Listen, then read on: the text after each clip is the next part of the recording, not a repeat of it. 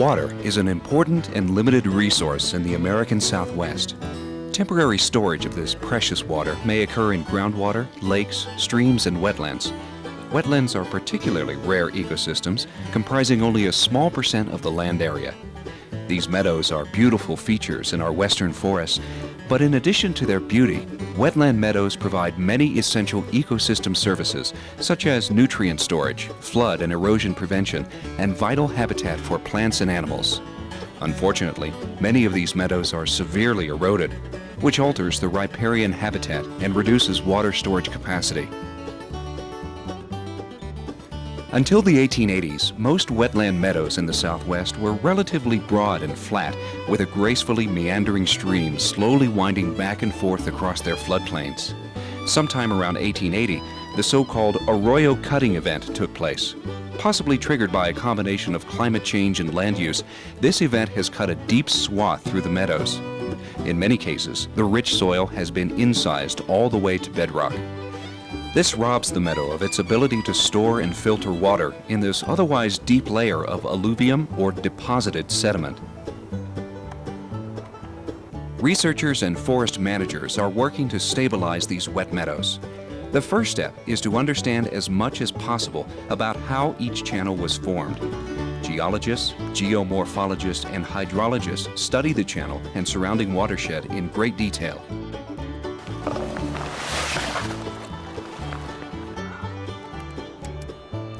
They are, in effect, charting the history and evolution of the stream. After the stream's evolution is understood, engineers use computer models to discover the best way of realigning the channel to reduce erosion and restore it to its natural, unincised condition. Finally, botanists and foresters revegetate the affected areas. All natural systems are complex, and understanding them requires an interdisciplinary research approach. Success depends on combining the varied expertise of geologists, geomorphologists, hydrologists, engineers, botanists, and foresters toward a common goal of improving ecosystem form and function. On a smaller scale, these types of projects have been underway for several years. One such site is Hawksworth Springs, where the channel has been successfully stabilized and revegetation is well underway. So this is where the old channel used to connect up to our restored channel, and we actually took the old Lowhead Dam that used to be here and filled in.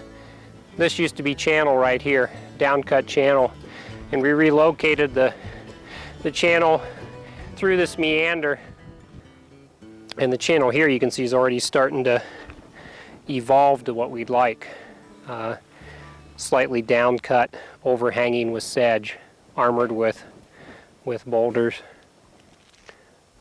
Again, the reach of the channel in the elk exclosure is what we think is a more stable type of configuration, where we have native vegetation that comes down to the sides of the channel and overhangs, a slightly downcut portion of channel that's armored with local rock in the bottom.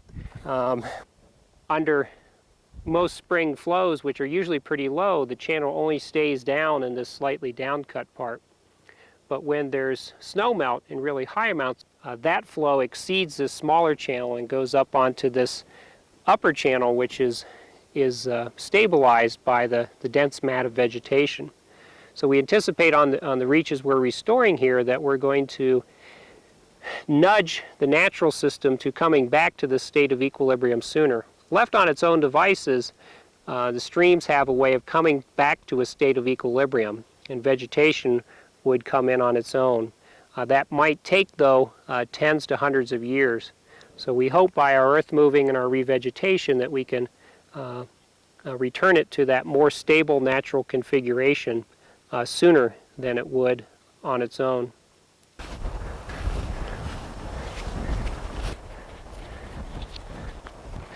Other things we had to do at Hawksworth, we did involve other people at various stages of the process. We had to survey for threatened and endangered species. We had to do archaeological surveys and look for historic preservation features. We had to get clearance from the Army Corps of Engineers under guidelines of the Clean Water Act. So we did get input from a lot of other people.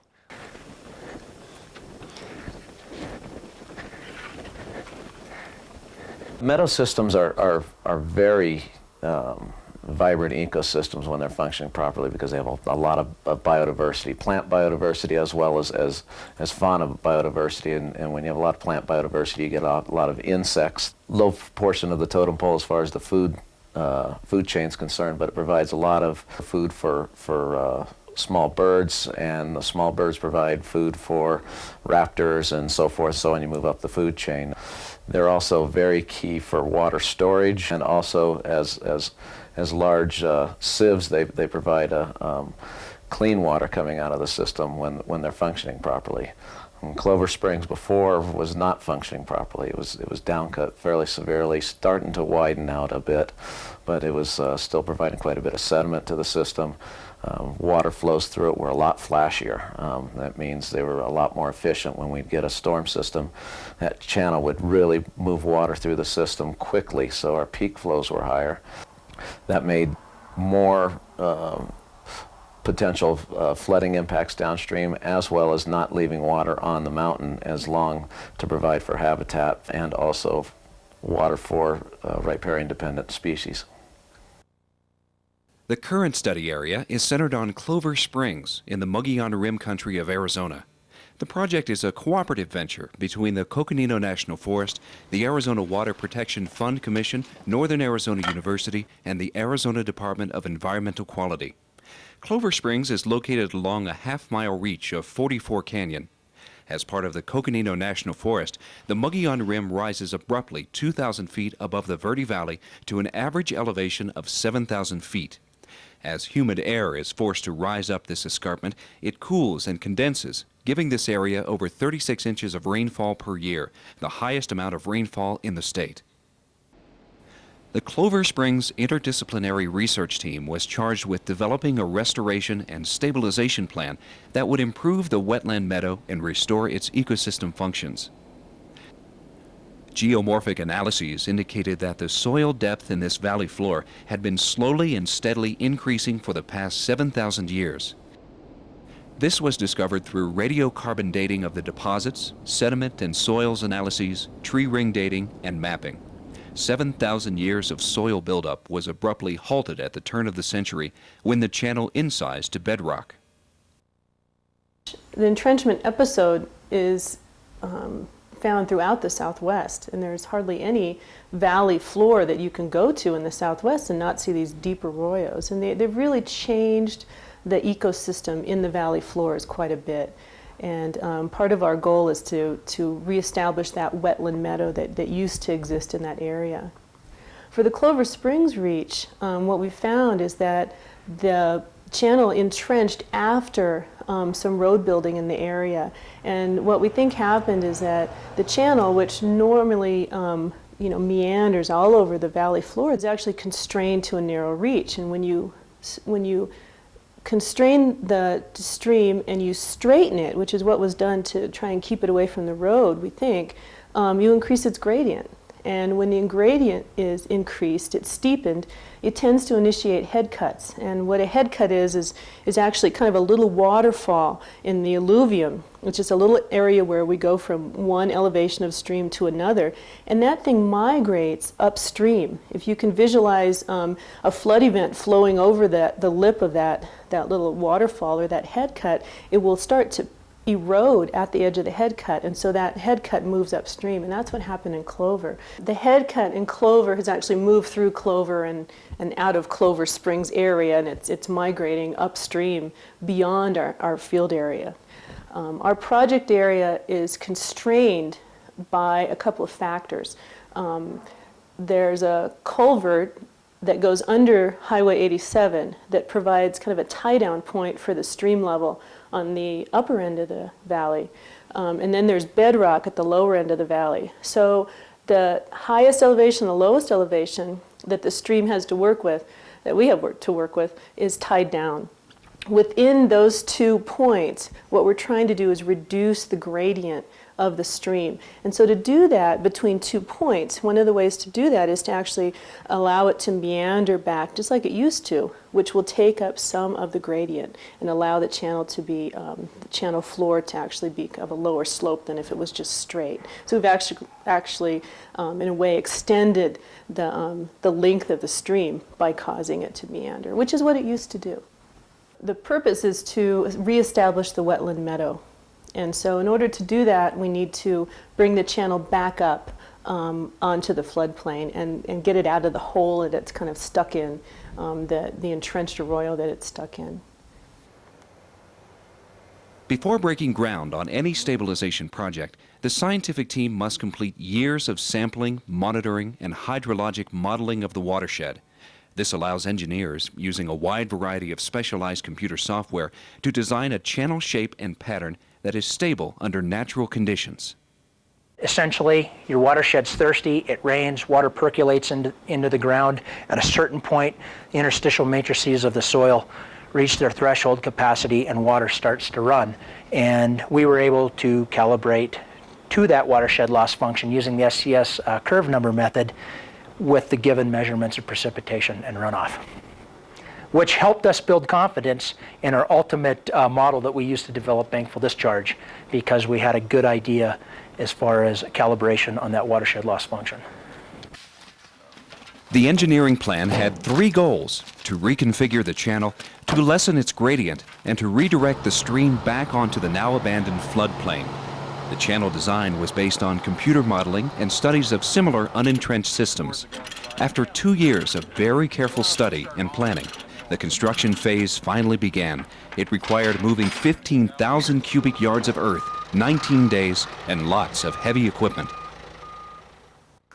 The construction is quite an interesting thing. You know, if I think back to when we first started, there were a number of earth movers, bulldozers, if you will. I think they were D5s, a couple of those. One front end loader, a couple of haul trucks. And so it was interesting to see all that stuff out there, and probably caused some people some concern, you know, as far as those who were unfamiliar with channel restoration. You know, it's a bit of a daunting process. Lots of dirt. I think it ended up being 12 to 15,000 cubic yards or something like that, plus or minus 1,000 or 2. But it was a lot. And so we progressed from the upstream end as long as we had stuff to dig and as long as we had stuff to fill, like basically moving dirt from here to over there and filling holes along the way. The reason that you have a meander in here is that will minimize or keep your gradient, again, your drop in elevation over stream length, will keep your gradient low. So what happens when you straighten it out is that it increases the gradient, makes it steeper, and then will therefore increase the velocity of the water moving through that channel. The increased velocity you can think of as increased energy, and that energy is pounding against your banks and pounding into your bed, causing down cutting and bank erosion. Hopefully in years to come, people will go out there and not recognize that we've been there, and which is kind of interesting from an engineering point of view. One might often want to have testaments to one's presence and effectiveness. And the testament here would be that they don't know we were there. We had very, very good equipment operators, and these guys, you know, with these big old pieces of equipment, were able to get within less than 1/10 of a foot accuracy from the design specifications. Just some really good operators. These were Forest Service operators too, I might add. A very talented bunch of individuals there. All work locally on the forest. They could do anything, and that's what you need when you have a project like this. You have to have a jack of all trades, and we happen to have about a half dozen jack of all trades on this. That they could jump from one piece of equipment to the next. They could put fence up. They could help plant grass. They could hydromulch. They could do anything, and they're also fun to work with too. That makes a big difference. You know, they have a real good attitude, and plus they really enjoyed the project because it was challenging, and they enjoy a challenge.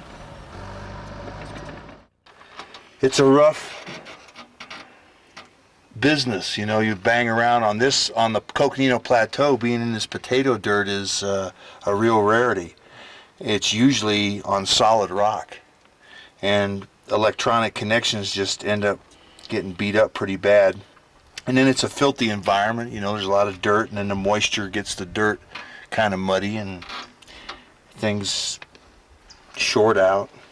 But it won't be too long, and we'll be right back up and running.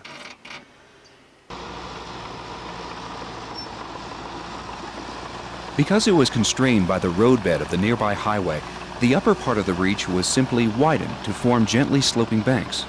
In the lower part of the Clover Springs Reach, the old Arroyo was filled in and a new stream channel was established.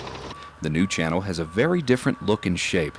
It is more sinuous, winding back and forth across the entire floodplain. It is also much longer and shallower. Revegetation took place immediately following the construction activities. It consisted of hydro-mulching, hand-transplanting sedges and rushes, and securing erosion mats. An 8-foot-high fence was constructed around the lower portion of the field area to protect it from elk grazing while the vegetation became established.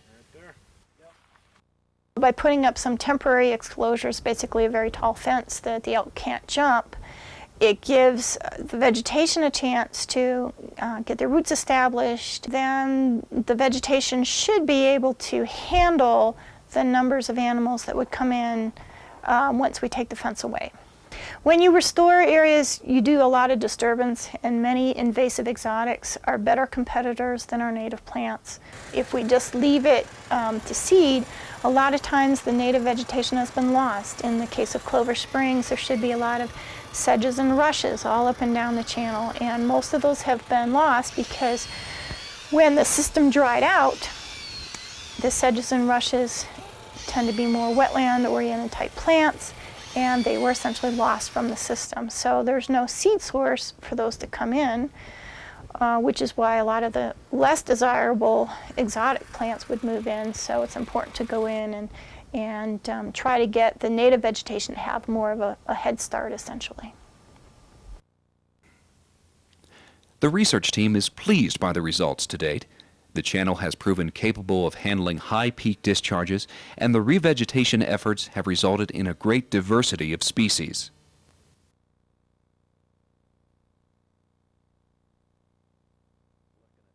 These sedges are unbelievable, and we're starting to get natural regeneration from them through seed, and also these have just expanded. That was a plug that was that big around. It's expanded into 2 separate plants. These things are really starting to come on here. The idea behind these, they have very fibrous root systems that will hold this system together, or actually, because most of this is pretty fine material and it's very susceptible to washing. These root systems, you know, primarily have 40 to 50 times more root mass per unit area than Kentucky bluegrass, which is what was in here before. Kentucky bluegrass would roll up and just roll away. This is what's going to hold it, are these native riparian dependent grasses in here.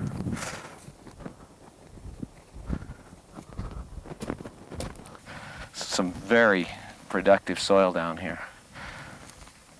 So he's got, what, 4 or 5 feet of growth on him this year. We expect to see more of them. More aspen coming down the hill from that clone there. Here's one we want to get rid of. That is a bull thistle. That's a noxious weed. Here's our native thistle.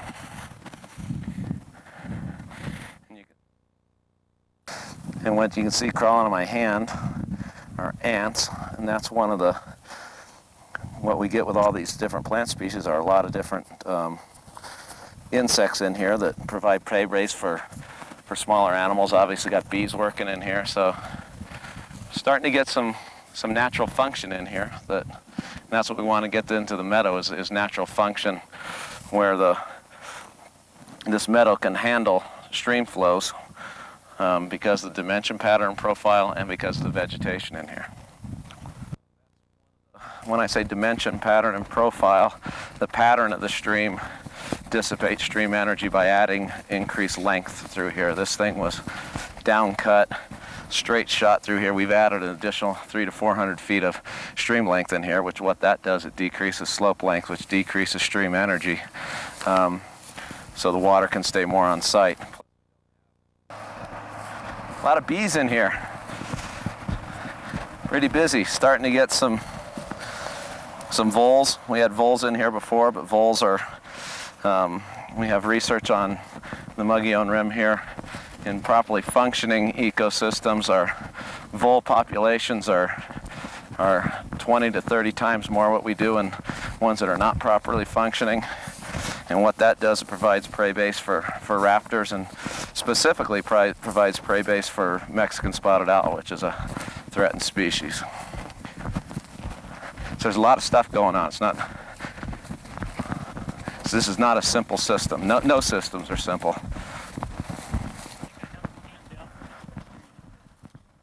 I'm basically standing within the old channel. I would have been channel would have been 3 to 4 feet above my head.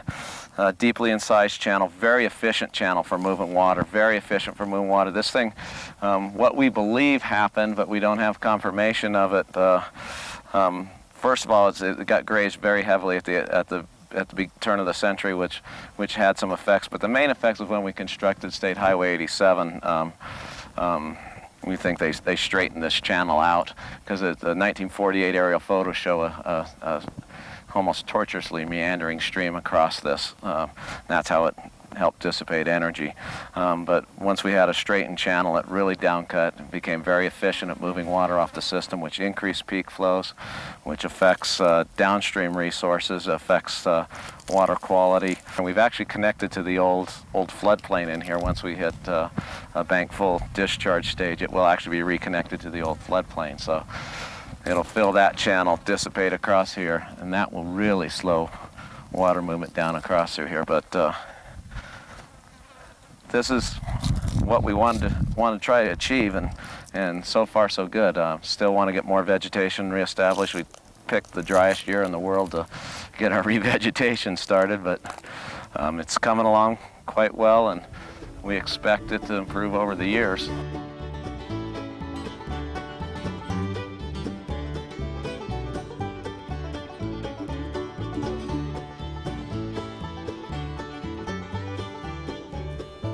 The techniques developed from this interdisciplinary project may be used to stabilize other degraded wetland meadows. This project was funded by the Arizona Water Protection Fund. One of the goals of the AWPF is to develop and implement measures to enhance and restore streams and their associated riparian habitat. The Clover Springs project will restore form and function to the wetland meadow and is an excellent opportunity to provide information about ongoing research to the public.